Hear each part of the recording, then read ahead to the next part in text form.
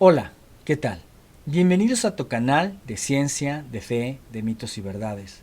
Un espacio donde podrás encontrar qué hay detrás de las mentiras político, religiosas, comerciales y pseudocientíficas que tanto daño han hecho a la humanidad. Es por eso que nos vamos a separar, lo más posible, del pensamiento mágico, religioso, supersticioso y fanático para poder encontrar las verdades científico-espirituales que aparentemente son muy diferentes, pero que en el fondo deben de coincidir para llegar a conclusiones veraces. En este caso veremos El diluvio universal, mejor conocido como el Arca de Noé.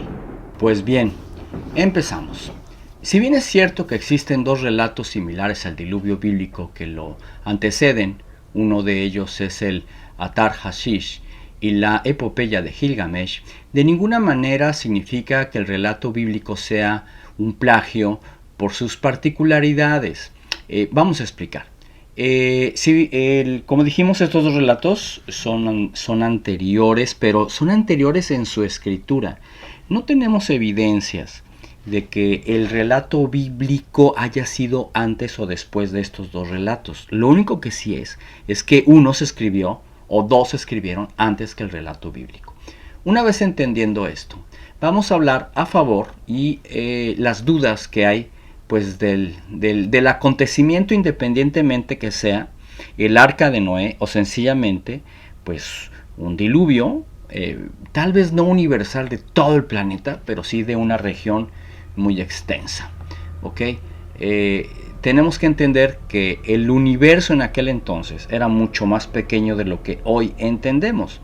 Pero cuando nosotros escuchamos la palabra universal, pues normalmente englobamos a todo el planeta y no solamente una región como ya dije. Ok, vamos a empezar diciendo que muchísimas civilizaciones hablan de una gran inundación. Y lo más interesante del asunto es que, por ejemplo, hay restos fósiles de seres vivos en alturas grandísimas como es en el Himalaya, ¿sí? Ahí se han encontrado, por ejemplo, junto que en los Pirineos, se han encontrado dos animalitos marinos. Uno es el cefalópodo marino, que es el que está a la izquierda, y el de la derecha es un trilobites. Ok, ahora vamos a pasar a otra evidencia, nada más hacer una aclaración. Recuerden que estos fueron encontrados a gran altura y son finalmente seres vivos marinos. Bueno, enseguida se visualiza la imagen, el de la izquierda y el de la derecha son unas tablillas cuneiformes sumerias y la otra es una babilónica, donde se narra un gran diluvio. Esta se encuentra en el Museo actualmente británico. En la actualidad existen 272 referencias de las narraciones del diluvio universal en todos los continentes, incluyendo las culturas azteca e india. Nótese que hace rato dije que tal vez no fue en todo el planeta, pero bueno, probablemente fue una gran extensión y poco a poco, bueno, se fue sabiéndose, pues por el rumor, que como todos sabemos el rumor viaja metafóricamente a la velocidad de la luz. Ok, vamos a hablar de algo muchísimo más nuevo, acerca de la posible hallazgo del Arca de Noé. Resulta que el ingeniero francés Fernando Navarra, quien llegó a interesarse en el arca cuando servía en el ejército francés, siendo joven, Navarra se encontró con algo que vio, era una sombra oscura debajo del hielo en el monte Ararat. Él se preguntó, bueno, ¿qué podría hacer? Razón por la cual regresó en julio de 1955 para ver y confirmar qué era esa mancha, porque pues los lectores de la Biblia saben que ella misma narra que fue en el monte Ararat precisamente donde se depositó el arca. Pues bien, llegó allá y logró obtener un trozo de madera congelado. A continuación voy a poner el trozo de madera. Nótese que no es un trozo, vaya, no es un tronco caído, es algo labrado por la mano del hombre. Además, por ahí prácticamente no hay ninguna zona boscosa. Okay. Y no hay ninguna zona boscosa en alrededor de 400 kilómetros. Entonces, ¿quién llevaría a la cima del Ararat un tronco labrado por el hombre? O sea, es totalmente absurdo creer eso. Estos troncos, como vemos ahorita, vemos el tronco que se halló Fernando. Y bueno, estas fotografías realmente no son fotografías, son fotografías tomadas de una película que sacó Fernando con su hijo.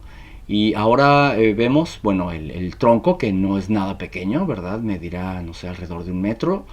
Y luego tenemos parte de la película, cómo iban bajando el tronco. Esta otra imagen se ve cómo lo llevaba en hombros. Y como era muy pesado, tuvo que seccionarlo, pues para poderlo bajar, como hace un comentario, dije. Este es otro pedazo, el que se ve aquí. Y el que lo acompañaba es su hijo, que bueno, era bastante joven. Y bueno, esa es una evidencia bastante más cercana, digo, aunque fue el siglo pasado, pero fue hace ya bastante más nuevo, ¿no? Que decir de miles de años. Hoy en día se encuentran fíjense bien, cerca de 20.000 evidencias y testimonios de la posible existencia del Arca de Noé y su historia. Unas muy claras y poderosas y otras borrosas y débiles. Entre ellas vamos a nombrar algunas, por ejemplo, de historiadores. Vamos a ver, el historiador griego Jerónimo declaró alrededor del año 30 a.C. que el arca estaba en el monte Ararat.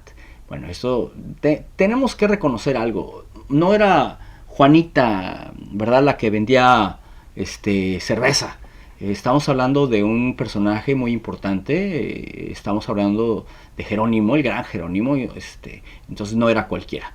Después tenemos que el historiador Beroso aseguró haber visto el arca en el año 445, diciendo: en Armenia quedó un resto del barco y todavía se encuentra ahí. Me voy a saltar algunas palabras de poca importancia y luego dice: de él se toman raspaduras de betún y que se utilizan como amuletos. Nicolás de Damasco, el biógrafo de Herodes el Grande, reportó que había un trozo de madera muy cerca de la cumbre del volcán.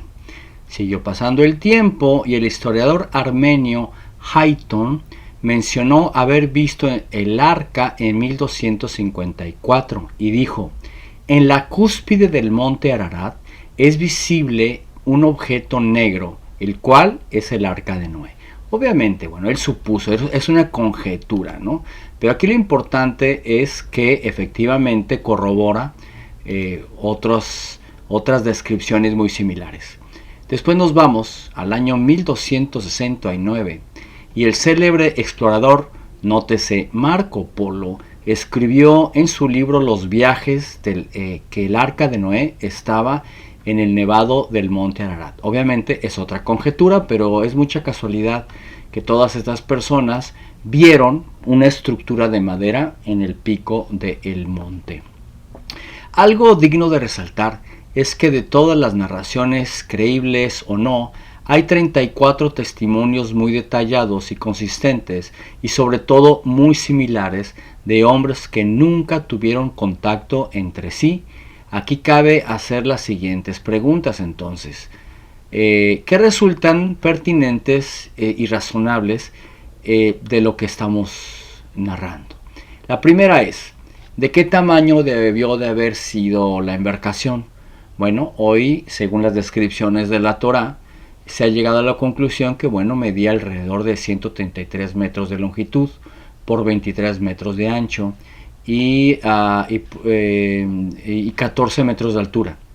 Eso nos da 42.452 metros cúbicos equivalentes, nótese, a 70 vagones de tren y un edificio de 4 pisos y como de una cuadra de largo. O sea, era bastante grande. Pero bueno, esa es solamente una pregunta que se puede responder como lo acabo de hacer.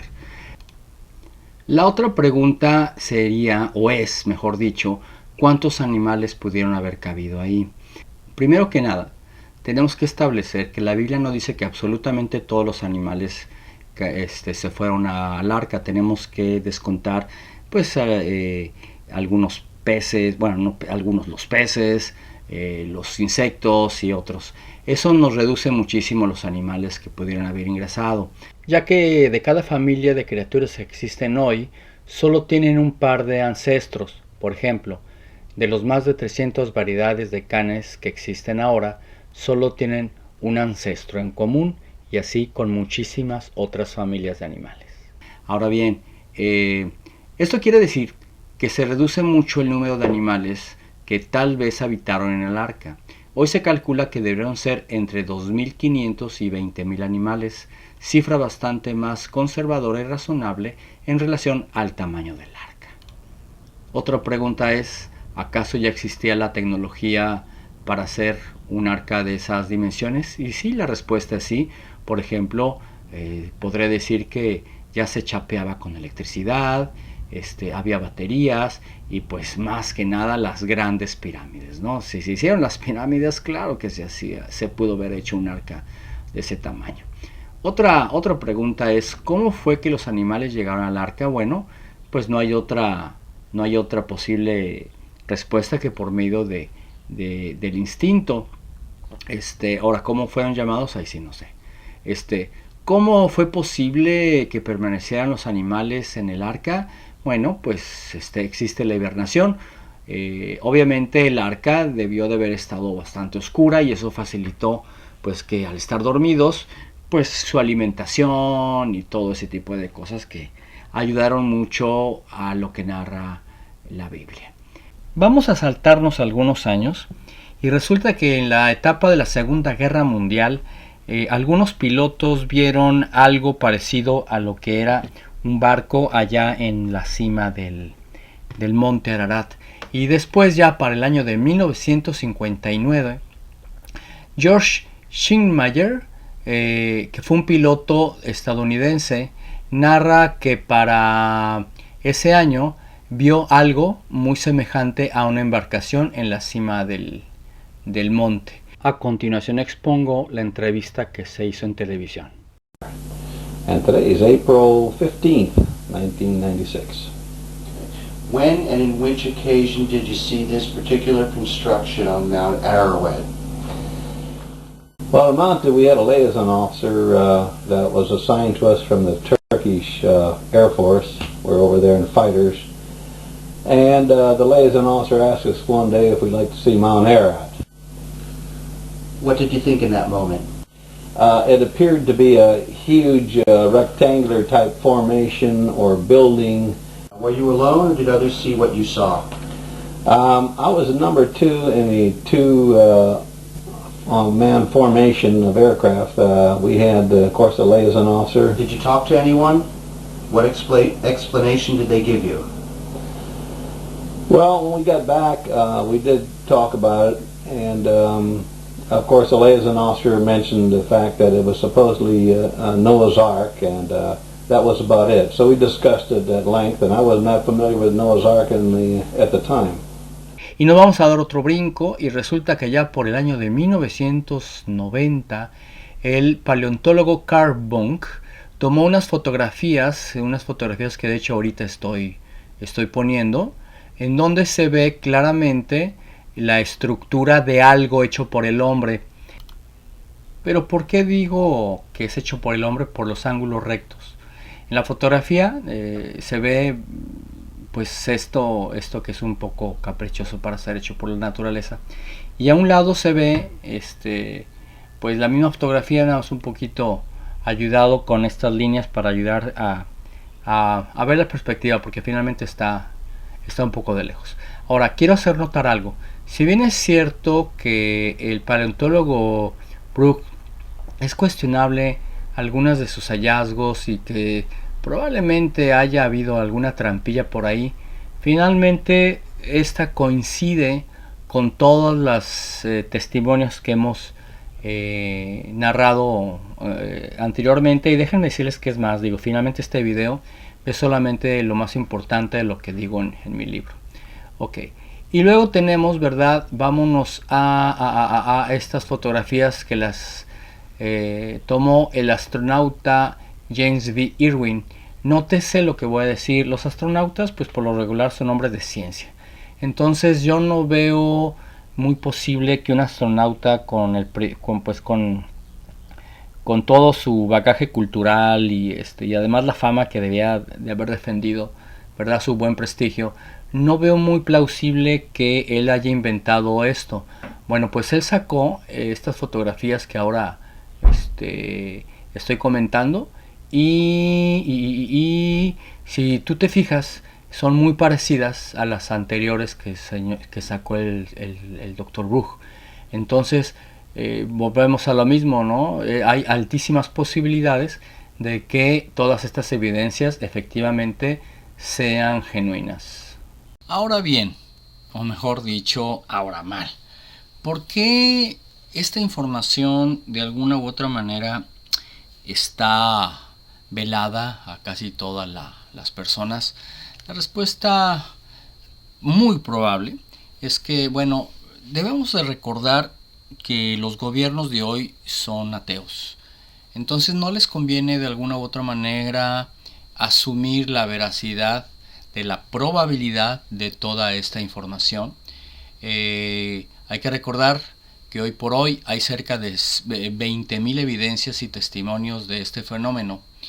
Y acabo el video, ¿verdad?, con la siguiente información. Miren, en los países árabes, ¿verdad?, que están en confrontación directa con Israel, no les conviene siquiera asegurar de la posibilidad de todo esto que estoy diciendo. ¿Por qué? Porque le dan legitimidad al Estado de Israel, y esa es una de las razones por las cuales hoy por hoy es casi imposible subir libremente al monte Ararat, independientemente que también hay terrorismo y todo ese tipo de cosas. Voy a poner ahora la fotografía de una prohibición que por lo menos estaba hace algunos años. Hoy pues desconozco ya con tantos movimientos que ha habido, pero es la fotografía de la prohibición que hay para subir al monte Ararat. Repito, esto era hace unos años, desconozco hoy la realidad, pero esta fotografía, como yo les digo, pues habla de esa prohibición. Y pues bueno, vamos a dejar hasta aquí. Hay mucho más información en el libro, pues si quieren saber más, ahí está. Y pues solamente me queda decir que espero que te haya gustado. Y recuerda que también tenemos Patreon. A mí me cuesta mucho trabajo hacer estos videos, sin embargo yo creo que es muy importante para las personas que nos interesa este tipo de información. Pero me cuesta mucho trabajo. Ya tenía cerca de 2 meses otra vez que no podía hacer videos, me tardé mucho, me cambié de residencia y también fue todo un relajo. Tenemos Patreon, ahí me puedes apoyar también. Si te gusta, te agradecería mucho un maravilloso like. Me puedes apoyar en PayPal también. Y bueno, si te quieres suscribir, pues yo encantadísimo. Si me quieres hacer alguna pregunta por ahí, estoy también para servirte de este tema y de otras cosas. Recuerda que soy coach. Y a ver, el próximo video vamos a seguir un poquito con esto. Si quieres también pues mayores informes, pues ahí está el libro, lo puedes encontrar en Amazon como La Puerta. Y pues sin más por el momento, que el conocimiento te acompañe. Bye. La puerta.